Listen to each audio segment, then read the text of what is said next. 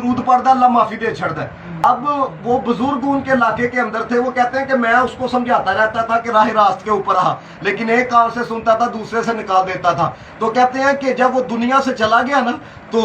میں نے نا اس کو جنت کے باغات میں دیکھا، تو کہتے ہیں میں نے اسے پوچھا کہ تیرے معاملہ تو کچھ اور تھے لیکن یہ میں تجھے جنت کے باغات میں سے دیکھ رہا ہوں۔ تو وہ کہنے لگا کرتوت تو میرے برے ہی تھے، لیکن وہ ایک محدث نے آخیا ایک دفعہ پڑھو تو کام بن جاتا، میں پڑھ چھڑے اللہ تعالیٰ نے میرا بیڑا پار فرما، یعنی عقیدے کے ساتھ آئے۔ اور پھر دوسری بات دیکھیں نا، کوئی میری طرح یہاں پر ہو سکتا ہے کسی غرض کی وجہ سے آیا ہوں، تو نبی پاک علیہ الصلوۃ والسلام نے فرمایا فرشتے عرض کرتے ہیں مولا ان میں سے جو اکثریت تھی وہ تو تیرا ذکر کرنے کے لیے آئے تھے، لیکن ایک تو وہ تھا جو اپنے کام کی وجہ سے آیا تھا، کسی غرض کی وجہ سے آیا تھا۔ تو یہ بخاری کی الفاظ ہے، اللہ فرماتا ہے تمہیں نہیں پتا جو ذکر کرنے والوں کی محفل میں آ جاتے ہیں وہ نامراد نہیں رہتے، بامراد ہو جایا کرتے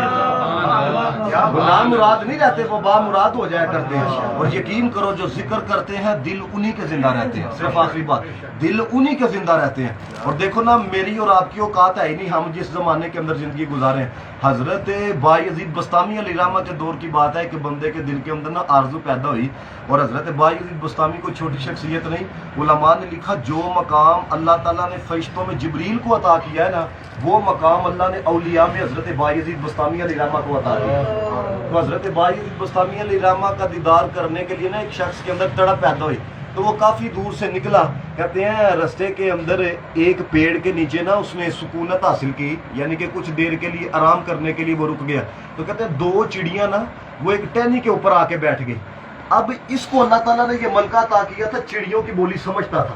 پرندوں کی بولی ایک کہنے لگی پتہ ہے یہ کہاں پہ جا رہا ہے، دوسرے کہنے لگی ہاں مجھے پتا ہے یہ حضرت بایزید بسطامی علیہ رحمہ کا دیدار کرنے کے لیے جا رہا ہے۔ تو پہلی کہنے لگی ان کا تو انتقال ہو گیا،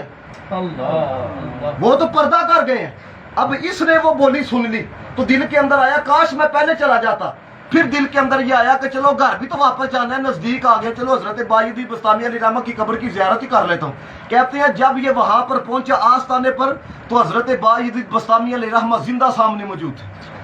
زندہ سامنے موجود تھے۔ تو اس نے جب وہاں پر بیٹھا اور سلام لی، اور جب سارے مریدین مل کے جب اس کی باری آئی نا تو اس نے بھی جب اپنے معاملات سنا لی تو آخر میں کہنے لگا کہ وہ تو چڑیاں یہ کہہ رہی تھی آپ کا تو انتقال ہو گیا لیکن آپ تو زندہ موجود ہیں۔ اب سننا یہ نہیں کہا انہوں نے کہ یار کیا میں تجھے مردہ نظر آ رہا ہوں، کیا میرا پردہ تیرے سامنے زندہ ہی موجود ہوں نا۔ حضرت بایزید بسطامی علیہ رحمہ نے کہا وہ چڑیاں ٹھیک کہہ رہی تھی،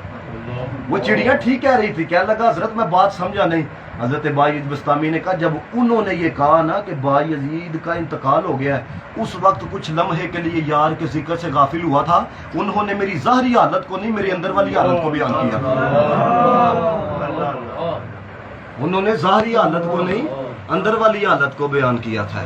تو دوستو جب بھی کوئی فارغ ٹائم مل جائے نا تو ذکر خدا کیا کرو، ذکر مصطفیٰ کیا کرو، دل زندہ رہتے ہیں۔ یہ بندہ کہتا ہے نا یار ڈیڑھ گھنٹہ بھی تقریر سن دی اثر نہیں پہنتا، کیوں؟ جب اندر ہی مردہ ہو چکے ہیں تو پھر مردے پہ کون سی بات اثر کرتی ہے؟ اس لیے بزرگ فرمایا کرتے تھے لا الہ الا اللہ دیاں ضرباں لاؤ دل زندہ رہندے نے، اور جب دل زندہ رہتا ہے نا اس کی ایک نشانی صوفیاء نے بیان کیا ہے،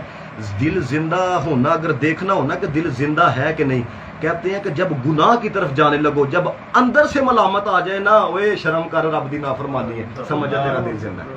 اور اگر اندر سے ملامت نہ آئے تو سمجھو اندر برباد ہو چکا ہے۔ تو یہ ہے کہ ایسی محافل کے اندر جایا کرو ہے جہاں پہ ذکر خدا ذکر مصطفیٰ ہو، یہ ہے کہ رنگ بھی چڑھ جاتا ہے اور آخرت کے لیے بھی حضرت انسان کے لیے سامان پیدا ہو جاتا ہے۔ واخر دعوانا